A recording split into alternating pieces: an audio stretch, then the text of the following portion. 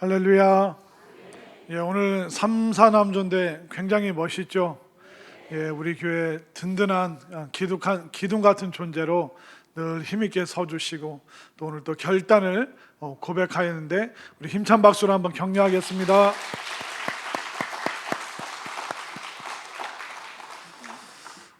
제가 예전에 혹시 이 얘기를 드렸는지 모르겠는데 그 강원도에서 전설처럼 떠내려오는 얘기인데, 예전에 그 핸드폰이 없던 시절, 그 시절에 남녀가 이제 맞선을 보기로 했습니다. 그래서 이제 이쪽 집 아가씨 쪽 이제 어머니가 너 어디로 나가면 된다. 그 이쪽 어머니가 이제 남자한테 이제 아들한테 너 어디로 나가면 된다. 그래서 둘이 나가서 기다리는데 계속 이 상대편 남자가 안 나오고 상대편 여자가 안 나오는 거예요. 그래서 이제 그 여자 측에서 엄마한테 전화를 했죠. 엄마, 나 여기 왔는데 그 남자가 없어. 카운터에서 철수 씨 오셨다면 영희 씨가 기다리고 있습니다. 그렇게 막 그 카페 사장님이 막 얘기를 하는데도 안 와. 안 나타나. 없어.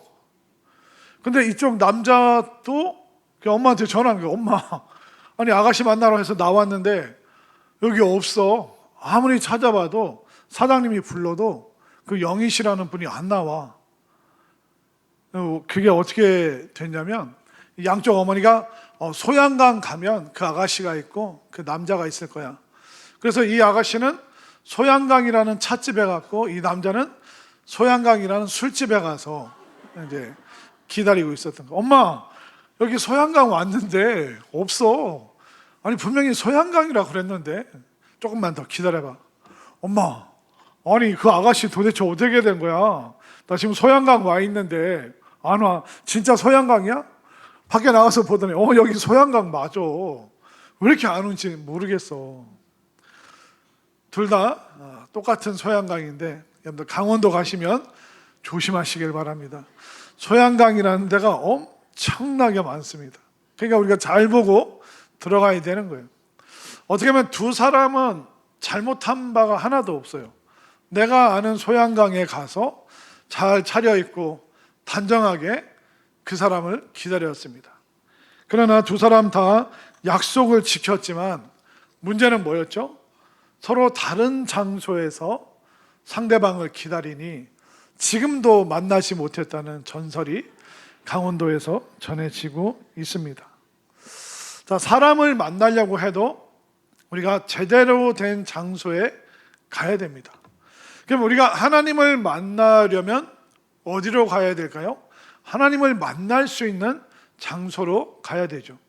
그러나 이 세상 사람들은 하나님께서 만나 주시는 장소가 아니라 본인들이 생각했을 때 하나님이 여기에 있겠다라고 생각하고 엉뚱한 장소에 가서 하나님을 찾고 또 하나님을 기다릴 때가 많았습니다. 옛날 사람들은 하나님은 높은 곳에 있을 것이다. 그래서 높은 산 위에 올라가면 하나님 만날 수 있을 거라고 생각했습니다. 또 어떤 옛날 사람들은 하나님은 큰 나무와 큰 바위에 깃든다 생각을 해서 바위에 절하고 큰 나무에 절하고 큰 바위를 돌고 큰 나무를 돌면서 그 하나님을 만나려고 어떻게 해서든 지성을 들여서 최선을 다했습니다. 그러나 하나님께서 만나 주시는 장소가 아닌 곳에서 그들이 빌고 지성을 들이고 애를 썼지만 잘못된 장소였기 때문에 하나님을 만날 수가 없었습니다. 사람들은 높은 곳에 하나님이 있겠다 생각했지만 하나님은 낮은 곳으로 임하셨죠. 사람들은 하나님이 화려한 곳에 계실 거라고 생각했지만 하나님은 골방이라는 곳에 계셨습니다. 또 하나님은 도시와 또 번쩍거리는 곳에, 웅장한 곳에 하나님이 계실 거라고 생각했지만 하나님을 광야에서 만난 사람들이 더 많았습니다. 결국 하나님께서 내가 너를 찾아가마, 너희들이 하늘에 올라올 수 없으니 내가 땅으로 내려가겠다. 가장 낮은 곳으로 내가 내려가겠다. 낮은 자리, 죄인의 자리, 너희들이 아파하고 외로워하는 자리, 너희들이 병든 자리로 내가 찾아가겠다. 거기서 내가 너희를 만나리라 하나님께서 말씀하셨습니다. 세상에서 신을 찾는 사람들은 어디로 갑니까? 그냥 옛날 사람들처럼 높은 산으로 올라가고, 또 그들은 바위를 찾고 나무를 찾습니다. 귀신을 신이라고 생각해서 그게 하나님인 양 그 귀신을 찾아다니는 사람도 많습니다. 그러나 오히려 하나님께서는 가장 낮은 자리, 정말 외로운 자리, 골고다, 십자가, 그 자리에서 바로 하나님을 만날 수 있음을 믿으시기를 바랍니다. 그렇게 되면 우리가 다른 곳에서 하나님 만날 수 있는 것이 아닙니다. 하나님은 십자가에서 만날 수 있죠. 하나님은 예수님 안에서 우리가 만날 수 있습니다. 그런데 우리 말고 이스라엘 사람들, 이들은 하나님께서 말씀을 주시고 놀라운 은혜를 베푸신 민족이에요. 그런데 이스라엘 사람들도 하나님을 엉뚱한 곳에서 찾을 때가 많았습니다. 우리 3사 남전도에는 하나님을 어떻게 만났습니까? 하나님을 어떻게 경험했고, 또 어떤 순간에 여러분들이 하나님을 만나셨습니까?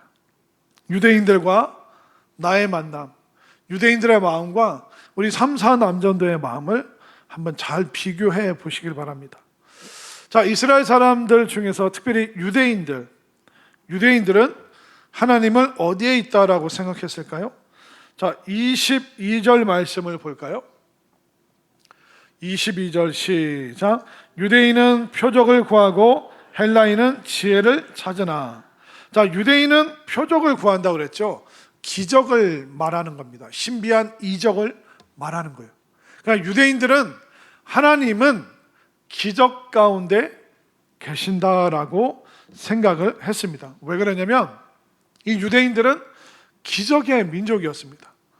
그 유대인들의 그 수많은 조상 중에 제일 자랑스러워하는 사람이 모세입니다. 모세가 광야에서 기적적으로 하나님 만났죠. 또 애굽을 무너뜨릴 때 10가지 기적을 베푸셨죠. 또 아까 찬양팀이 찬양할 때도 홍해를 가르신 하나님, 광야에서 만나와 메추라기로 먹이신 하나님, 구름 기둥, 불 기둥으로 인도해 주신 하나님. 그러니까 이 유대인들이 봤을 때 하나님은 기적으로 임하시는구나. 그렇기 때문에 여러 가지 이적과 표적이 있는 곳에 하나님이 머무신다. 그래서 바리새인들도 계속 예수님한테 선생님이요, 우리에게 표적 보여주시기를 원하나이다. 계속 그것을 요청을 했습니다. 그 유대인들은 십자가 아래까지 쫓아와서 예수님한테 기적을 보여달라고 했습니다. 만약 당신이 하나님의 아들이거든 그 십자가에서 내려와서 우리를 구원하십시오. 지금 십자가에 못 박혀 있는데 그걸 다 깨부수고 내려오는 기적을 보여주면 그때서야 당신을 하나님의 아들로 인정하겠습니다. 그래서 유대인들은 처음부터 끝까지 기적 속에 하나님이 머문다. 하나님은 기적을 통해서만 우리를 만나 주신다라는 뿌리 깊은 생각이 그들 속에 있었습니다. 자, 표적이라는 것은 뭘까요? 그것은 바로 어떤 사실을 증명하는 기적적인 방법을 표적이라고 이야기를 합니다. 그래서 만약 하나님이 존재하시다면 우리와 다른 존재이시기 때문에 그분이 임하실 때는 기적이 나타난다. 그러니까 하나님이 살아 계시다는 것은 기적을 통해서만 증명되고 기적을 통해서만 우리는 하나님을 만날 수 있다라는 그 생각이 유대인들의 생각이었습니다. 저도 많은 그 기적과 또 표적과 신비한 이적들을 많이 경험했습니다. 저희 어머니도 제가 고3 신학교 가기 전에 좀 말씀드린 것 같은데, 저희 어머니가 기도만 하면 제가 그 환상 중에 사람들에게 물을 떠주는 그런 걸 보시고, 또 저의 장래를 위해서 계속 기도하면 또 제가 물에 빠진 사람들 막 건져내고 계속 그걸 보시는 거예요. 그리고 제가 미국 유학 갔는데 어느 날 어머니가 전화 와서 뭐 너무 이제 기분이 좋으신 거예요. 우리 어머니 오늘 왜 이렇게 기분이 좋으세요? 그랬더니 오늘 무슨 일이 있었는지 아냐고. 그걸 제가 알면 여기 미국 있겠습니까? 벌써 한국 들어갔죠. 그러니까 어머니가 이제 그 밤에 꿈을 꾸셨는데 꿈에 뭐 되게 신기한 향을 맡았대요. 아, 이게 무슨 향이지? 그러니까 깨어있는 상태가 아니라 꿈의 향기를 맡았는데 아침에 일어났는데 그 향기가 기억이 나더래요. 한 번도 맡아본 적이 없는데. 야, 꿈에 너무 신비한 이 향기를 맡았네. 근데 그날 이제 어머니가 평택에서 이제 교회 분들이나 어디 야유회 산을 놀러 가세요. 그래서 산을 놀러 가는데 이렇게 수풀을 지나가는데 그 뭘 이렇게 스치고 지나가는데 꿈에 맡았던 향기가 그 나뭇잎을 스쳐 지나가는데 향을 맡은 거예요. 똑같은 향을 꿈에서 맡았던 향. 여러분들 이게 말이 됩니까? 꿈에서 꿈에서 뭘 보긴 해도 향기를 맡는다는 건 좀 생소하잖아요. 근데 어머니가 이 꿈에서 맡았던 향기인데 하고 거기를 이렇게 해줘봤더니 거기서 뭘 뽑은지 아세요? 산삼을 뽑은 거예요. 꽤 큼지막한 거. 그래서 제가 어머니 그거 그대로 두라고. 나 지금 당장 귀국하겠다고. 그때 제가 어머니가 아이고 그거 어떡하냐? 누가 아버지가 오늘 저녁에 다 먹었다. 저는 그 뿌리도 구경 못했어요. 저희 아버지가 내금 그거를 공부하는 아들은 생각도 안 하고 그냥 혼자 그냥 뿌리부터 이파리까지 다 드셨대요. 그러니까 우리가 산삼향 뭔지는 알잖아요. 근데 어머니가 그게 꿈속에 맡았던 게 다 기억이 나고 또 수풀을 지나가는데 그 향이 확 올라오고 그래서 그걸 뽑아서 사랑하는 아들도 아니고 맨날 원수 죄송합니다. 요거는 좀 끊어주세요. 어떻게 유튜브 큰일 났네. 이거 생방송 또 부모님 보실 텐데 하여튼 그 신랑한테 주셔가지고 그 신랑분이 지금 건강하게 아주 잘 살고 계십니다. 신기하지 않습니까? 그때 저희 어머니가 많이 힘들고 어려울 때였어요. 뭐 자식들 뒷바라지 하는 거, 또 우리가 또 일가 친척 안에서 여러 가지 말 못할 그런 사정들이 많잖아요. 그때 너무 힘들었었는데 하나님께서 꿈에서 향기로 또 실제적으로 산삼을 뽑는 캐는 또 그걸 통해서 하나님이 위로하셨구나. 이제 그런 걸 느끼기도 합니다. 또 배우라고 해야 되나요? 개그우먼이라고 해야 되나요? 안문숙 씨 아세요? 이 안문숙 씨도 짧은 커트로 보통 이렇게 생활을 하잖아요. 이 안문숙 씨도 아주 독실한 불교 집안이에요. 그러니까 어머니가 이제 불자시고 또 집안에서 절도 몇 채 세울 정도로 엄청난 불교 집안이에요. 근데 이분이 나중에 크리스찬이 되고 간증을 하는 내용이 나왔는데 그 사연이 너무 신기한 거예요. 그러니까 안문숙 씨가 이제 가족들이랑 같이 집에 있었는데 부모님과 같이 집에 있었는데 어느 날 띵동 하더래요. 그래서 예 누구세요? 했더니 쬐끄만 여자분이 예수님 믿으세요? 하고 도망가더래요. 너무 작은 소리로 예수님 믿으세요? 하고 도망가 버린. 그러니까 이 안문숙 씨가 우리 그런 사람 아니에요.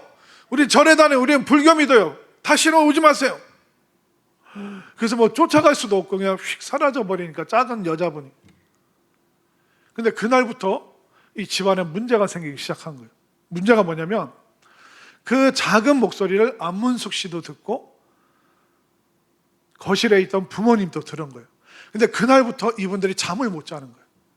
그 다음날 엄마가 얘기를 하는 거예요. 안문숙 씨한테. 그 예수님 믿으세요 그 말을 듣고 나서부터 내가 잠을 못 잔다. 근데 안문숙 씨도 똑같은 거예요. 이거 아무래도 안 되겠다. 나는 이쪽 세계에 너무 오래 발 담궜으니 너라도 교회 가라. 그래서 안문숙 씨가 어쩔 수 없이 교회를 다니기 시작한 거예요. 그리고 안문숙 씨가 나중에 온 가족들을 다 교회로 전도하고. 근데 결국 수소문에서 그 작은 여자분을 찾아냈어요. 건너편 동에 살던 어떤 교회 권사님이에요.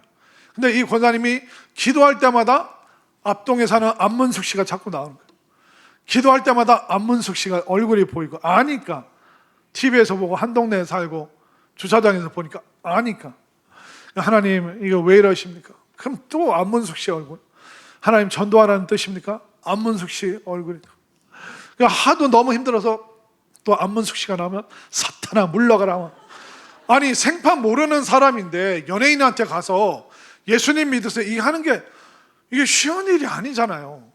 그러니까 몇 번을 이게 막 옥신각신하다가 계속 기도할 때마다 안문숙 씨 얼굴이 떠올리니까 어떻게 이게 주변 분들한테 알아서 몇 호에 사는지 아니까 알아내고 띵동 예수님 믿으세요. 네? 예수님 믿으세요. 하고 막 도망쳐 온 거예요. 여기 무슨 능력이 있고 여기 무슨 권세가 있습니까? 부끄럽게 얘기하고 갔는데 안문숙 씨 집안이 잠을 못 자면서 야 너라도 교회 다녀라. 안문숙 씨가 열리니까 온 가족들이 믿음이 구원이 열리는 이런 기적들. 제가 이런 거 본 거 들은 거 얘기하면요 저 3박 4일도 할 수 있습니다.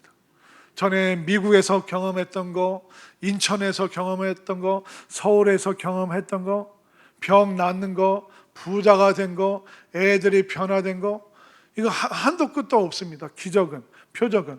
여러분들 원종수 박사님인가요? 그 암 박사님. 그분이 너무나도 공부를 못했는데 맨날 공부 못해도 맨날 교회 가서 기도하고 오늘 하나님께서 고1 때인가 고2 때인가 팍 이 지혜 영을 부어주셔가지고 보면 다 외운다잖아요. 보면 다 외우는. 그러니까 한번 딱 보면 이게 사진으로 그냥 기억이 돼서. 근데 수학은 안 되더래요. 다른 암기 과목은 다 외우는데 수학은 문제를 풀어야 되잖아요. 그러니까 막 문제 유형 막 해서 문제 유형 외우고 또 외우고 그래서 바보 취급 당했는데 하나님께서 지혜 영을 주시니까 서울대도 들어가고 나중에 미국 가서 암 전문 박사님 의사가 돼서 또 암 고치는 일에 막 간증하는 분이 있고, 제가 뭐 이런 목사님들, 장로님들, 권사님들 뭐 이 기적을 표적을 얘기하려면 한도 끝도 없어요. 자, 그런데 기적이 너무 좋은 거예요. 너무 감사한 거예요. 은혜가 넘치는 거죠. 자, 그런데 문제는 뭐냐면 고린도 교회, 오늘 읽은 본문에 나오는 고린도 교회 안에서 이 표적이, 기적이 문제가 되었습니다. 심지어 분쟁의 원인이 되었습니다. 왜냐하면 고린도 교회는 정말 은혜가, 은사가 충만한 교회였습니다. 그래서 방언 통역, 예언, 그 치유, 수많은 기적을 경험했던 교회가 고린도 교회예요. 그런데 어느 순간 사람들이 자랑하기 시작하는 거예요. 나의 방언이 최고다. 나의 통변이 최고다. 아니다. 예언이 최고다. 아니다. 병 고치는 게 최고다. 아니다. 귀신 쫓는 게 최고다. 각자 자기들이 받은 그 은사를 자랑하기 시작했습니다. 저 사람보다 내 은사가 더 탁월하고 더 좋은 거야. 하나님이 나만 더 사랑하셔. 그러면서 교회 안에 분쟁과 다툼과 시기가 끝이 나질 않았습니다.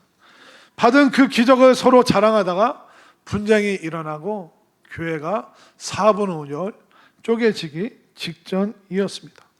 내가 받은 것만 기적이고 내가 체험하고 내가 본 것만 하나님의 능력이고, 이게 과연 맞는 말일까요? 자, 표적과 기적은 그 자체로 구원이라고 말할 수 있을까요? 절대로 아닙니다. 자, 표적과 기적이 신기한 거지만 그것 자체가 우리를 구원으로 인도하는 것은 아닙니다. 구원받은 사람에게 기적과 능력이 임하죠.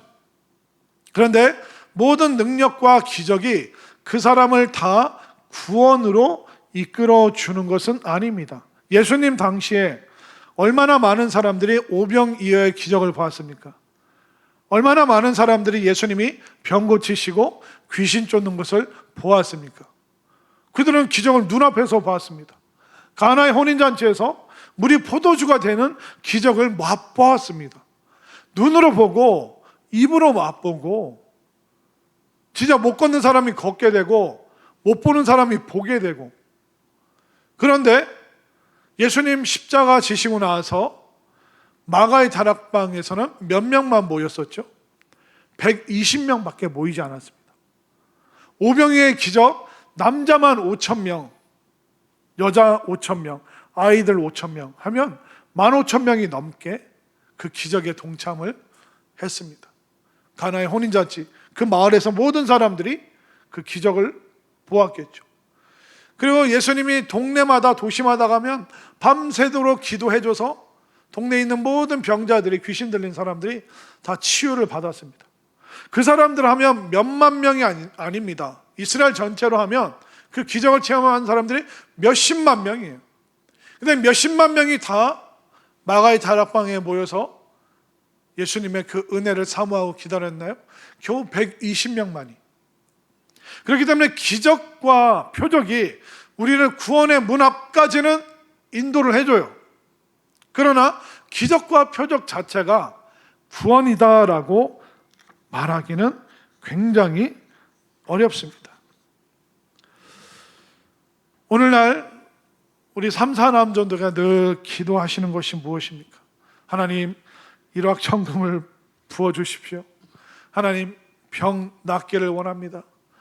이 약도 먹어야 되고 저 약도 먹어야 되고. 아마 기도의 제목들이 비슷하실걸요. 그런데 기적과 표적이 나를 구원한다, 그렇게 생각하면 굉장히 위험합니다. 그러니까 여러분들 병 낫기를 위해서 기도하지 말라는 게 아니에요. 자녀들이 좋은 대학 가고 좋은 직업 갖는 거, 그 기도하지 말라는 것이 아닙니다. 근데 마치 그것이 신앙생활의 전부인 양 생각해서는 위험하죠. 기적과 체험과 좋은 일들은 우리를 구원 앞까지, 구원의 문 앞까지 인도해 준다는 거예요. 그러면 우리를 구원받게 하는 것이 무엇인가? 기적과 표적이 여기까지 인도해 준다면 그 다음은 무엇입니까? 내년 헌신 예배 때 알려드리도록 하겠습니다. 그러면 안 되겠죠? 자, 유대인들은 기적과 표적이 구원이라고 생각했어요. 그러나 성경은 아니다라고 말을 합니다. 자, 그러면 유대인들 반대편에 있는 헬라인들, 그러니까 불신자들, 아직 예수님 믿지 않는 사람들은 뭐를 구원이라고 생각했을까요? 자, 22절을 다시 한번 볼까요? 22절 시작. 유대인은 표적을 구하고 헬라인은 지혜를 찾으나. 그러니까 헬라인은 지혜, 소피아, 철학, 지식, 여기에 구원이 있다라고 생각을 했습니다. 하나님은 지식으로 만날 수 있다. 세상의 진리는 지식으로 접근 가능하다. 하나님은 도서관에서 만날 수 있다. 유대인들은 기적과 표적을 통해서 하나님 만날 수 있다고 했고, 그 반대편에 있는 불신자들은, 헬라인들은 지식으로, 이성으로, 지혜로 신을 찾을 수 있다라고 생각을 했습니다. 그래서 오늘 본문 또 한번 19절 말씀을 한번 볼까요? 19절 시작. 기록된 바 내가 지혜 있는 자들의 지혜를 멸하고 총명한 자들의 총명을 폐하리라 하였으니. 사람들이 지혜, 지식, 총명함, 이걸 통해서 삶의 진리를 발견하고 하나님을 더듬어 찾아갈 수 있다라고 생각을 했습니다. 그러나 그 플라톤 철학이, 고상한 철학이, 과학 지식이 사람들을 구원했을까요? 구원하지 못했습니다. 오늘날 얼마나 과학이 많이 발달했습니까? 의학 기술도 많이 발달했죠. 그런데 발달했어도 병의 종류는 더 많아졌습니다. 우리 부모님 때보다 우리가 먹는 약의 양이 훨씬 더 많습니다. 그리고 우리는 부모님 때보다 더 오래 그 약을 먹어야 됩니다. 그 오랜 시간 더 약을 먹는다는 것은 뭐냐면 더 오랜 시간 그 질병을 가지고 우리가 살아야 된다는 뜻이죠. 과학이 발달했습니다. 의학이 발달했습니다. 그 모든 병이 사라져야 되잖아요. 그래서 사라지지 않습니다. 문명이 발달하고 살기가 더 편리해졌잖아요. 그럼 우리는 근심 걱정이 사라져야 되는데 오늘은 정신의 병, 마음의 병이 훨씬 더 많아졌습니다. 예전엔 못 먹는 것 때문에 병이 생겼는데 요즘 잘 먹지만 마음이 아파서 힘들어하는 사람들 얼마나 많습니까? AI 시대가 되고 로봇가 만들어지면 우리가 더 행복할까요? 그런데 분명히 아셔야 될 게 뭐냐면 과학 문명과 지식은 생존 수단을 위해서는 너무 편리하지만 인간의 근본적인 문제는 해결할 수가 없습니다. 혹시 여기 옛날에 빨래를 냇가에 가서 빨래방망이로 두들겨서 빨래하신 분들 있으세요? 많으시네요? 아이고, 어떻게 겨울에 얼음 깨서 해보신 적 있으세요? 세상에. 이따 오시면 제가 남신의 떡을 하나 더 드릴게요. 정말 안타깝습니다. 그러면 추운데 안 나가고 세탁기 있고 냉장고 생겼으니까 과거보다 더 행복해지셨죠? 답변을 못 하시잖아요. 아니요. 우리 남자분들 옛날에 자전거 타고 다녔잖아요. 요즘에 뭐 타고 다니세요? 자동차요? 스틱도 아니고 오토 타고 다니세요? 그러면 과학 문명과 물질 문명이 바뀌어서 더 나아져서 더 행복해지셨어요? 아니면 고통스러운 건 여전히 똑같으세요? 똑같잖아요. 과학 문명이, 지식이 인간의 생존을 위해서는 도움이 돼요. 그러나 인간의 근본적인 문제, 행복의 문제, 구원받는 문제, 이거는 전혀 다른 문제고 상관이 없습니다. 그래서 로봇가 이제 가정주부로 오면 집안일 다 해주면 여자분들 더 행복해질까요? 퀘스천이죠. 모르는 문제입니다. 로봇가 생겨서 로봇가 집안일 다 해주고 어깨 주물러줘도 그러나 이 마음의 허전함, 외로움, 이거는 또 달랠 길이 도무지 없다는 것입니다. 현대과학은 우리 생존을 위해서 많은 도움이 되지만 결국 지식과 지혜와 그 총명이 결국 만들어내는 건 뭐냐면 신은 없다. 하나님은 사람이 만들어낸 오히려 피조물이다. 신이라는 존재는 없다. 창조는 없다. 끊임없이 현대의 문명은 그런 식으로 발전해 가게 되어 있습니다. 아무리 대단한 철학과 대단한 지식으로 인간의 삶에 대해서 규명을 하려고 해도 생과 사, 죽은 후에 어떻게 될 것인가, 여기에 대해서는 그 어떤 철학도 감히 언급하지 못하고 있습니다. 오늘날 교회 안에서도 이런 지식, 지혜, 이거를 맹신하시는 분들이 있습니다. 조심해야 됩니다. 왜냐하면 우리가 자꾸 새로운 걸 알고 싶어 해요. 그러다 보니까 교회 안에 수많은 성경 공부와 훈련이 있습니다. 근데 성도님들의 머리는 커지는데 그게 지적인 만족, 똑똑한 신자는 양산하지만 정말 그 말씀 앞에 순종하는 신자는 과연 몇 명이나 될 것인가? 말씀 배운 대로 살고자 몸부림치는 사람은 과연 몇 명이나 될 것인가? 저도 서울에서 이렇게 독서 모임을 합니다. 우리 합니다. 신약 서적 몇 개 읽고 신앙 서적 몇 개 읽고. 근데 그 똑똑한 걸로 뭐 하는지 아세요? 교회 비난하고 담임 목사님 비난하더라고요. 우리 교회는 왜 이런 거 안 합니까? 왜 우리 담임 목사님이 이런 탁월한 거 안 합니까? 우리 담임 목사님이 이런 것도 모르고 몇 권 읽어놓고 마치 교회를 다 알고 목회자에 대해서 다 판단할 수 있고 설교에 대해서 자기들도 다 할 수 있을 것처럼 그렇게 말하고 다니는 분들 보면서 정말 가슴이 터질 것 같더라고요. 그렇게 가르치고 그렇게 양육하고 그렇게 좋은 길로 안내를 해줬는데 머리만 커지고 똑똑해지긴 했는데 그걸로 사람들을 구원하러 다니고 말씀에 순종하러 다니는 게 아니라 비난하는 그 재미에 빠져가지고 몇 가지 아는 거 가지고 정말 통탄할 노릇인 것이죠. 그렇기 때문에 우리가 유대인들을 보면서 경계를 해야 되는 거예요. 지금 당장 내 삶을 획기적으로 뒤집어 줄 그 짜릿한 기적과 체험이 나를 구원할 것이다. 아니요, 조심하셔야 돼요. 구원과 체험은 우리를 구원 앞까지 인도해 주는 거예요. 우리를 구원하는 게 뭘까요? 예수 그리스도 십자가만이 우리를 구원할 수 있는 줄 믿으시길 바랍니다. 이 세상의 모든 기적과 체험 다 모아놔도 예수님의 십자가와 부활, 그것을 넘어설 수 있는 기적은 이 세상 어디에도 없습니다. 예수님 당시에 병고침 받은 사람들 시간 지나서 다 죽었습니다. 병고침은 받았는데 구원받지 못한 상태로 죽었다면 그게 얼마나 어이없고 허무한 일입니까? 기적을 체험해서 구원의 문턱 앞까지 왔는데 예수님 안 믿고 십자가 안 믿고 그냥 짜릿한 것만, 황홀한 것만 붙잡다가 예수님 못 믿으면 그거 얼마나 어이없는 일입니까? 여러분, 지식을 머리에 집어넣고 책을 막 읽고 석학들이 하는 얘기 듣고 그걸 마치 내 개똥철학 삼아서 인생은 이런 거다. 여러분들 그렇게 규정을 해도 인생은 그렇게 만만한 게 아니에요.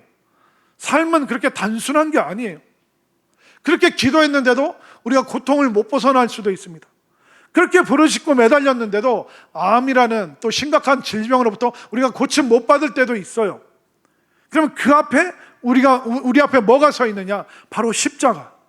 예수님 안 죽으셔도 되는데 왜 십자가에서 죽으셔야 되는가? 그러니까 우리가 이해 안 되는 문제가 있을 때 어디로 가야 구원받아요? 십자가 앞으로 가야 되는 거예요. 세상 사람들처럼 떵떵거리지 못하고 정말 내가 주눅 들어있고 내가 너무 힘들고 그때 누구 앞에 가야 돼요?